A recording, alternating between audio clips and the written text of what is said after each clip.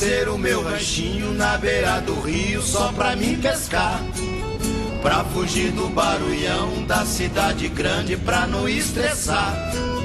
Lá eu fico amoitado, jogo um farelinho pra cevar o poço. Até esqueço que no banco eu tô atolado até o pescoço. Ai, como é difícil a vida do pescador. De noite ele rosca o anzor na gaiada da taboca. De dia ele queima no sol, dando banho na minhoca.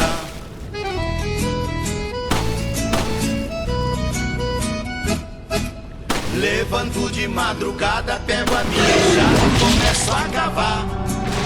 Mas é pra arrancar minhoca